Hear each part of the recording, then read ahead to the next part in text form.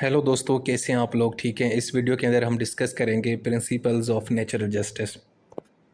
सबसे पहले तो देखें नेचुरल जस्टिस क्या है। यार ये एक लीगल फ़िलासफ़ी है और ये कानून के अंदर इस्तेमाल होती है और हमारे यहाँ अदालती निज़ाम के अंदर और एडमिनिस्ट्रेशन के मामलात में हम इसका इस्तेमाल करते हैं।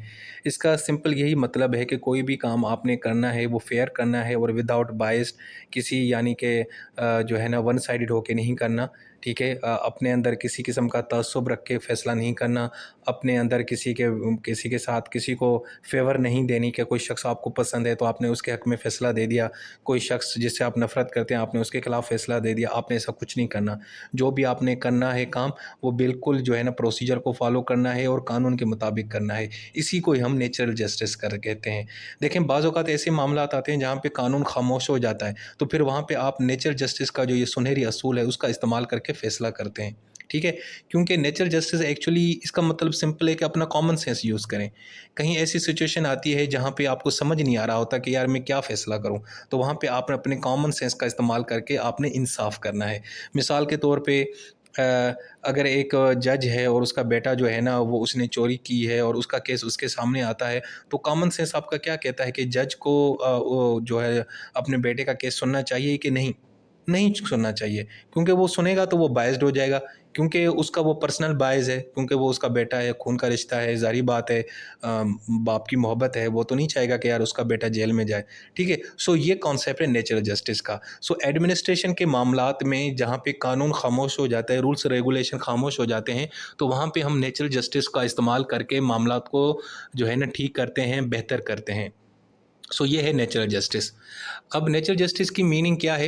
एक तो ये जो वर्ड है ना ये रोमन लैंग्वेज से निकला है, और जब मैंने आपको रोमन लीगल सिस्टम पढ़ाया था पार्ट 2 के अंदर, वहाँ पे भी हमने इसका ज़िक्र किया था। इसका मतलब है जस्ट नेचुरल। और इसका दूसरा मतलब ये है कि इसका ताल्लुक़ आपके मॉरल प्रिंसिपल से, आपकी अखलाकियात से। आपका अखलाक क्या कहता है? क्या अखलाक के कोई असूल आपने कहीं किताबों में पढ़े? नहीं ना, ये हमें कॉमन सेंस में हमें फ़ील होता है। मतलब आपको वो खुद ही फ़ील होता है कि यार ये मैंने गलत काम कर रहा हूँ। मुझे खुद ही फ़ील हो रहा होता है कि यार मैंने फ़लाँ बंदे के साथ ज़्यादती की है, फ़लाँ बंदे को बिला वजह डाँटा। ये अब जब आपको फ़ील होता है, अंदर से फ़ील होता है, आपका आपका ज़मीर आपको कहता है, तो ये क्या चीज़ है? ये अखलाकियात है।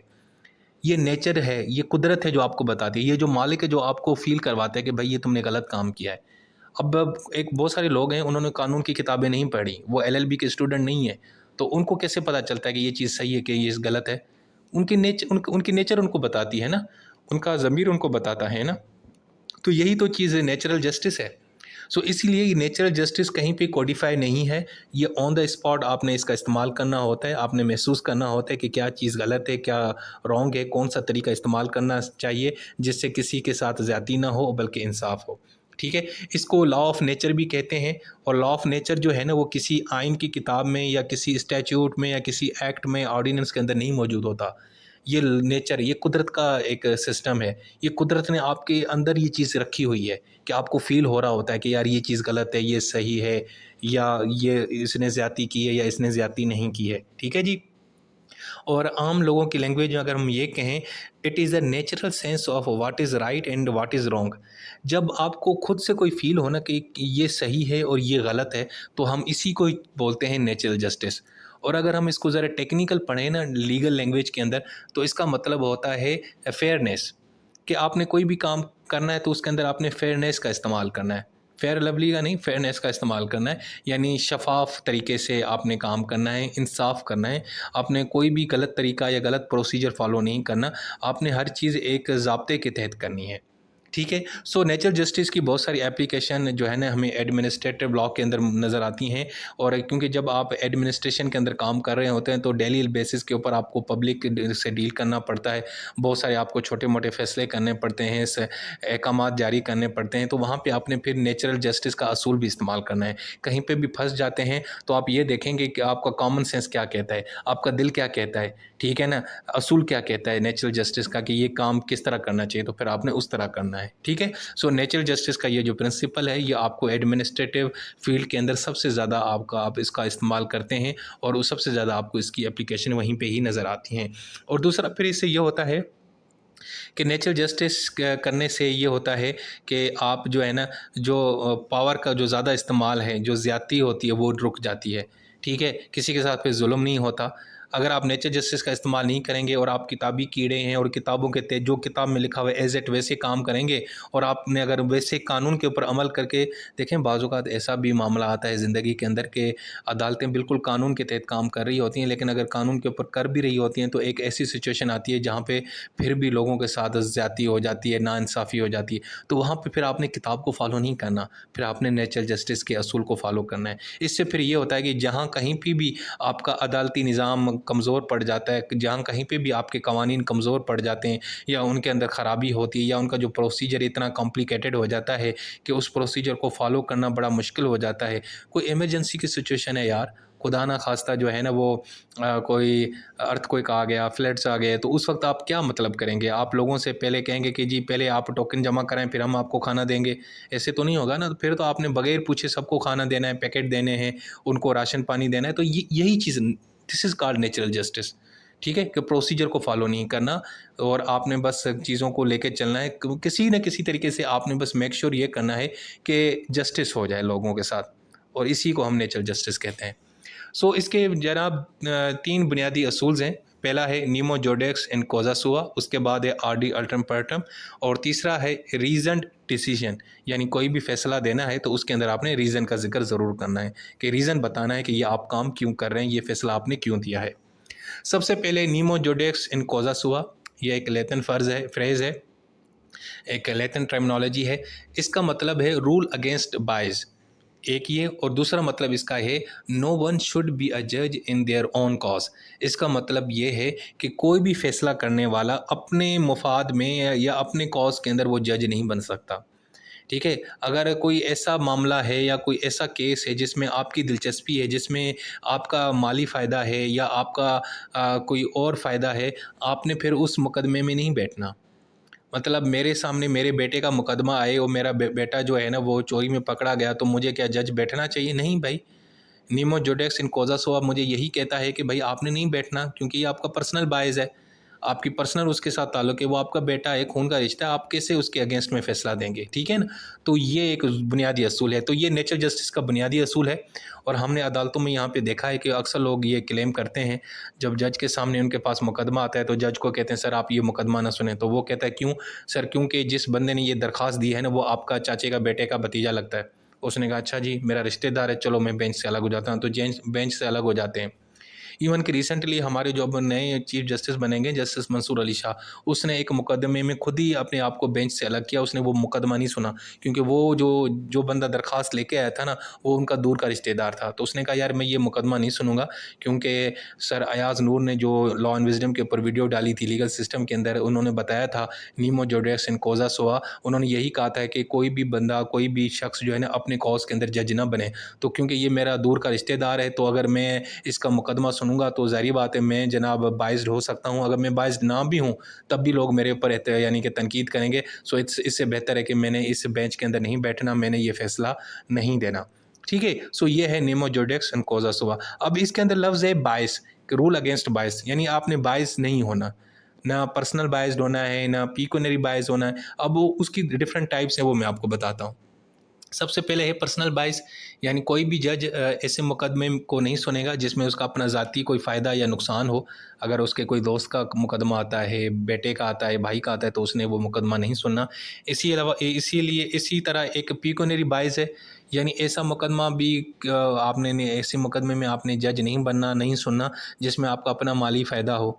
कोई ऐसा मुकदमा जिसके अंदर आपको खुद भी पैसे मिलें, ठीक है ना, कोई प्रॉपर्टी का मामला है, बेचने का मामला है या टैक्सेशन का मामला है, और उस फैसले करने से आपको भी फ़ायदा हो, तो आपने वो नहीं करना। इसके अलावा सब्जेक्ट मैटर बायस होता है कि किसी ऐसे मामले के ऊपर आपने फ़ैसला दें जिसका ताल्लुक़ आपकी ज़ात से हो, ठीक है ना, तो वो भी आपने नहीं करना। मैं एग्ज़ाम्पल देखता हूँ, एक डॉक्टर है, वो एक मेडिकल रिव्यू कमेटी के अंदर जो है ना वो पार्टिसिपेट कर रहा है, वो एक ऐसे प्रोसीजर को एवेलुएट कर रहा है जो उसने खुद इन्वेंट किया है। यानी एक डॉक्टर ने एक प्रोसीजर इन्वेंट किया है, बनाया है कि किस तरह मैंने इसकी ट्रीटमेंट करनी है, और उसकी ऊपर जो नज़रसानी भी वो खुद कर रहा है, रिव्यू भी खुद कर रहा है। ये तो गलत बात है ना, वो रिव्यू किसी और को करने दें, आप क्यों कर रहे हैं भाई? आप मतलब अपनी बनाई हुई चीज़ के ऊपर आप जो है ना जज बन के लोगों को कह रहे हैं कि हाँ ये सही किया कि गलत किया, ये तो गलत है ना। इसी तरीके से डिपार्टमेंटल बायस होती है, कि अपने डिपार्टमेंट का कोई बंदा है, आप उसके ख़िलाफ़ कोई फ़ैसला है तो उसमें ना बैठें। हो सकता है आप जनाब उसके ख़िलाफ़ हों। अब एक शख़्स है, आपका सीनियर है और उसके ख़िलाफ़ कोई इंक्वायरी बैठी है और उसके अंदर आपको भी बिठाया गया है कि आप ये इंक्वायरी में बें, तो आपको नहीं बैठना चाहिए, क्योंकि अगर आपने उसके हक़ में उसके ख़िलाफ़ फ़ैसला दिया तो वो चला जाएगा, तो उसके बाद आपका प्रमोशन हो जाएगा और आपको उसकी पोजीशन दे दी जाएगी। तो ये डिपार्टमेंटल बायस है, इसमें से आपने बचना चाहिए। और बाज़ औक़ात पॉलिसी बायस भी होता है।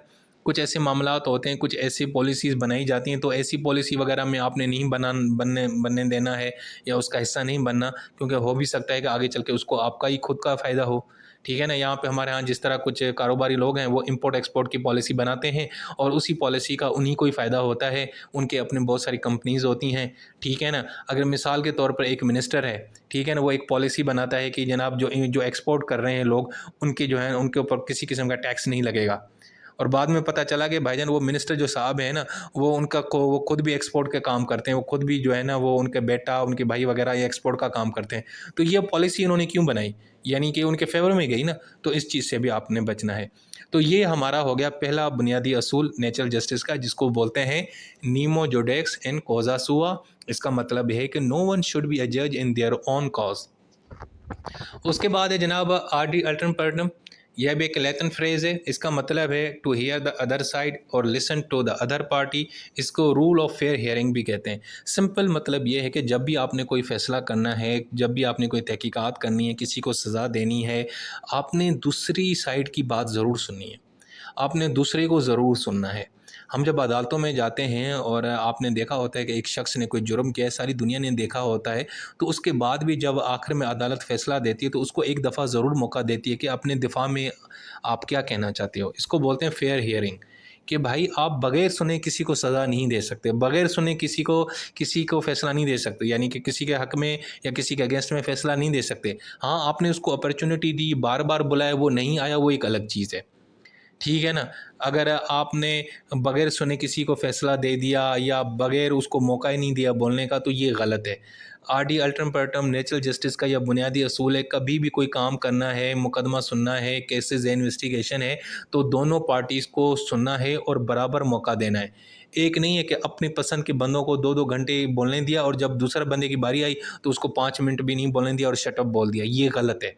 ठीक है ना? इवन कि सब ने देखा है कि उस बंदे ने ये जुर्म किया है, उसके बाद भी आपने उससे ज़रूर पूछना है कि भाई अपने दिफ़ा में कुछ कहना है, ठीक है? तो ये है रूल ऑफ, क्या कहते हैं, फेयर हियरिंग। इसको बोलते हैं आर डी अल्टरम पर्टम। ये नेचुरल जस्टिस का दूसरा सुनहरी असूल है। अब इसके कंपोनेंट हैं, मिसाल के तौर पर कोई पार्टी है, उसका मुकदमा चलना है, तो सबसे पहले तो आपने उनको बताना है कि भाई आपके खिलाफ़ किसी ने शिकायत लगाई अदालत में, आप मेहरबानी करके आएँ। मेरे खिलाफ़ किसी ने शिकायत लगाई अदालत में, सिविल केस है, तो भाई अगर अदालत को पहले तो मुझे नोटिस भेजना चाहिए ताकि मुझे पता चले यार मेरे खिलाफ़ मुकदमा है, क्योंकि ये रूल ऑफ फेयर हियरिंग का पहला एक स्टेप है। उसके बाद फिर जो भी अदालत की कार्रवाई चलेगी, मैं उसी में हिस्सा लूँगा, मुझे उसका हिस्सा बनाया जाएगा। फिर मैं अपने हक़ में आर्गूमेंट दूँगा और फिर मैं अपने हक़ में एविडेंस भी पेश करूँगा, मुझे मौका दिया जाएगा। ठीक है, आपने ज़रूर देना है अगले बंदे को कि वो अपने एविडेंस पेश करे। ये ना हो कि दूसरे के बस एविडेंस दे के अगले बंदे को लटका दें, ऐसा बिल्कुल नहीं करना। उसके बाद जनाब क्रॉस एग्ज़ामिनेशन भी करनी है। आपने दोनों से सवाल, उसको भी अगर आपने मौका दिया है जरा करने का तो मुझे भी दें। अगर उसका वकील मेरे से सवाल करना है तो मेरा वकील उस बंदे से सवाल करेगा, तो ये भी मुझे पूरा मौका दिया जाए। और साथ में लीगल रिप्रेजेंटेशन, यानी अगर वो अपना वकील कर सकता है तो मुझे भी वकील करना चाहिए, मुझे भी इसकी इजाज़त दी जाए। ये नहीं है कि मुझे बगैर लीगल रिप्रेजेंटेशन मुझे अपना मुकदमा जो है ना पेश किया जा रहा है, ये बिल्कुल अलो नहीं है। सो आर डी अल्टरम पर्टम ये कहता है कि यार कोई भी मुकदमा चल रहा है अदालत के अंदर, तो उसमें रूल ऑफ फेयर हियरिंग, यानी फेयर हियरिंग आपको भी भरपूर मौका दिया जाए केस लड़ने का, वकील करने का, एविडेंस पेश करने का। आपको पता होना चाहिए, आपको बताना ये अदालत का फ़र्ज़ है कि आपके ख़िलाफ़ मुकदमा चल रहा है। ठीक है, अदालत आपको सुने बगैर आपको सज़ा नहीं देगी। ये नेचुरल जस्टिस का दूसरा असूल है। उसके बाद एक तीसरा जो है ना असूल, वो है स्पीकिंग ऑर्डर्स या रीज़न डिसीजन, कि जब भी अदालत किसी के हक़ में या उसके ख़िलाफ़ फ़ैसला देगी तो उसमें उसने वजूहात ज़रूर बतानी है, यानी रीज़न्स ज़रूर बताने हैं। बताना है, लॉजिक बतानी है, दलील देनी है कि ये फ़ैसला आप ऐसा क्यों कर रहे हैं, आप फ़लाँ बंदे को फांसी की सज़ा क्यों दे रहे हैं, आप फलां बंदे को ये काम करने की इजाज़त क्यों दे रहे हैं? अभी देखें सुप्रीम कोर्ट ने जो है ना वो पीटीआई के हक़ में जो है ना वो मखसूस नशस्तों वाला फ़ैसला है, तो अब सुप्रीम कोर्ट ने उनको नशस्तें दे दी हैं रिज़र्व सीट। लेकिन साथ में अगर आप फ़ैसला पढ़ेंगे तो उन्होंने पूरे के पूरे रीज़न्स बताए हैं, लॉजिक दी है कि क्या रीज़न है। वो रीज़न ये है कि वो पॉलिटिकल पार्टी है, उनका राइट है, हर आवाम का राइट है कि वो अपनी पसंद की पार्टी को वोट कास्ट करे। तो उस असूल के तहत, और ये पावर आपको किसने दी? आपके आइन के आर्टिकल ने दी है। तो उस असूल के तहत तो ये सबको मौका मिलना चाहिए। ये जमहूरी मुल्क है, डेमोक्रेसी है, तो यहाँ पे सबको बराबर का हकूक़ दिया जाए। तो उस असूल यानी उन्होंने रीज़न बताए हैं। सो ये जो तीसरा असूल है नेचुरल जस्टिस का वो ये है कि अगर अदालतों ने जब भी कोई फ़ैसला सुनाना है तो उसके अंदर रीज़न ज़रूर बताने हैं। बस ये नहीं कहना कि जी फ़लाँ बंदे को इतनी सज़ा दी जाती है, फ़लाँ को ये दी जाती है, बस दैट इज़। भाई रीज़न तो बताओ। नहीं, रीज़न नहीं बताना, ये गलत है। अगर ये नहीं करेंगे तो फिर नेचुरल जस्टिस के ऊपर अमल नहीं हो रहा। अच्छा जी, अब नेचुरल जस्टिस की कुछ एक्सेप्शंस भी हैं, कुछ ऐसे मामलात भी आते हैं जहाँ पे नेचुरल जस्टिस का आप इस्तेमाल नहीं करते, आपकी मजबूरी होती है। मिसाल के तौर पर हुकूमत ऐसा कानून बना रही है, उसमें ये कहा है कि जो दहशतगर्द है ना, उनको बस आपने एक दफ़ा कहना है कि अपने सफाई में कुछ पेश करो, उसके बाद आपने उनको जो आरडी अल्टम पट्टम का इस्तेमाल करने नहीं देना, आपने उनसे ये नहीं पूछना, आपने उनको फेयर हियरिंग का जो असूल है वो पावर नहीं देनी। ठीक है? या मिसाल के तौर पर अगर एक शख्स है, वो सीरियल किलर है, या वो छोटे बच्चों के साथ ज़्यादती करता है, वो औरतों के साथ ज़्यादती करता है और कई बार उसने ज़्यादती की है, तो उसको भाई देखते ही मार दो। फिर उसको उसके ऊपर ये नेचुरल जस्टिस का असूल नहीं होगा कि पहले उससे फेयर हियरिंग का असूल दिया जाए, नहीं भाईजान, ऐसे बंदों को वैसे ही मार दो। तो ये एक्सेप्शंस हैं, अगर हुकूमत ऐसा कानून बनाती है तो वहाँ पे फिर नेचुरल जस्टिस का इस्तेमाल नहीं होगा। इसी तरीके से अगर कोई ऐसी सिचुएशन है जो इम्प्रैक्टिकल है, आप उसके ऊपर अमल नहीं कर सकते, मिसाल के तौर पे किसी कॉलेज के जो बच्चे हैं उनको कोई इशू है कॉलेज की मैनेजमेंट से, तो एक स्टूडेंट अगर अदालत में जाता है, दरख्वास्त देता है और उसके बाद 100 और बच्चे भी वही दरख्वास्त देते हैं, तो फिर अदालत सारे सारे बच्चों को तो नहीं सुनेगी ना, क्योंकि आप कहेंगे कि नहीं यार, वो सर अयाज नूर ने तो कहा था कि जी फेयर हियरिंग का असूल होता है, सबको सुनना चाहिए। अब एक एक स्टूडेंट को अदालत तो नहीं बोलेगी ना, जब क्योंकि सब स्टूडेंट्स की एक ही किस्म की शिकायत है, तो उनका कोई एक रिप्रेजेंटेटिव उनकी जगह पे एक वकील जाके उनका केस पेश करेगा, बात ख़त्म, और अदालत उसको सुन लेगी। अगर नहीं आप जाके कहें नहीं सर, आप नेचर जस्टिस की खिलाफ वर्जी करें, हम सब पार्टीज़ आपने सब हम सबको सुनना है, ऐसा तो नहीं है ना भाई, ये क्योंकि ये इम्प्रैक्टिकल नहीं है। इस तरह तो बेचारी वो जो अदालत है वो तो उसको पता नहीं कितने साल लग जाएंगे। सो तरीक़ाकार यही है कि आपने उस नेचर जस्टिस के इस असूल फेयर हियरिंग को थोड़ा मोल्ड करके आप अपना एक रिप्रेजेंटेटिव लें, वो आपके सब लोगों के बिहाफ पे जाके अदालत के सामने पेश हो जाए, बात ही ख़त्म हो जाएगी। इसके अलावा इमरजेंसी की जो सिचुएशंस हैं वहाँ पे भी नेचुरल जस्टिस का इस्तेमाल नहीं होता। खुदा न खास्ता अर्थक्वेक आ जाए, कैलेमिटी आ जाए, वार छिड़ जाए, ठीक है ना, कोई भी इशू हो, तो वहाँ पे फिर आप नेचर जस्टिस के इन असूलों को इस्तेमाल नहीं करते, क्योंकि सिचुएशन इमरजेंसी वाली हो जाती है। इसके अलावा पब्लिक इंटरेस्ट में अगर कोई आप काम कर रहे हैं तो वहाँ पे भी नेचुरल जस्टिस को आपने ज़रा साइडलाइन पे करना है। ठीक है, आप पब्लिक इंटरेस्ट में कोई काम कर रहे हैं, नेशनल सिक्योरिटी का मामला है, पब्लिक हेल्थ का मामला है, इकोनॉमिक स्टेबिलिटी का मामला है, तो वहाँ पे फिर ये नॉर्मल प्रोसीजर वगैरह आप नहीं फॉलो करेंगे। इसी तरीके से अगर किसी के राइट्स यानी कि मुतासर नहीं हो रहे, यानी कि अदालत एक प्रोसीजर चला रही है, वो प्रोसीजर वैसे गलत है, लेकिन उससे किसी के राइट्स इन्फ्रिंज नहीं हो रहे, किसी के राइट्स से मुतासर नहीं होगी, उनकी हक तलफ़ी नहीं हो रही, तो फिर कोई बात नहीं, कोई इशू नहीं है, नेचुरल जस्टिस पे अमल ना भी हुआ तो कोई बात नहीं है। इसके अलावा अगर आपने एग्रीमेंट में लिखा है, आपने कोई एग्रीमेंट किया, कॉन्ट्रैक्ट किया है, कॉन्ट्रैक्ट ये किया है कि यार अगर मैं तुम्हें ये चीज़ ना दूँ ना, तो तुम मेरे खिलाफ़ अदालत जाना और अदालत में मेरे खिलाफ़ मुकदमा करना, और मैं फिर मुझे अदालत बगैर सुने मुझे सज़ा दे दे। अगर ये आप किसी के साथ कॉन्ट्रैक्ट करेंगे तो वहाँ पे भी नेचुरल जस्टिस को साइडलाइन कर दिया जाएगा, क्योंकि आपने एग्रीमेंट किया था कि अगर ये फ़लाँ चीज़ अगर मैंने फ़लाँ टाइम पे तुम्हें ना दी तो तुम मेरे खिलाफ़ मुकदमा करना, और मुकदमा करके मुझे बगैर सुने मुझे सज़ा दिलवा देना।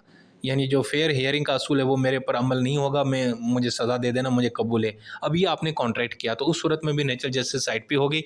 इसी तरीके से अगर हुकूमत की कोई पॉलिसी डिसीजन है, कोई पॉलिसी बनाई है कि भाई जो दहशतगर्द लोग हैं भाई अदालत उनको देखे मार दो, उनको अदालतों में लेके जाके प्रोसीजर फॉलो नहीं करना, ये नहीं करना, ये नेचुरल जस्टिस के असूलों को जो है ना इस्तेमाल नहीं करना, छोड़ दें, बगैर रीज़न ठोक दें, जहाँ मिले मार दें, क्योंकि आपको पता है कि ये दहशतगर्द है और आपके पास पूरा रिकॉर्ड है कि इसने फ़लाँ जो है ना जो टेररिज्म की एक्टिविटीज़ हैं उसमें वो शामिल रहा है। ठीक है, तो आपने उनको वैसे ठोक दो, ये फेयर हियरिंग वगैरह का कोई प्रोसीजर फ़ॉलो करने की ज़रूरत नहीं है। सो दोस्तों, ये थी हमारी वीडियो नेचुरल जस्टिस के हवाले से।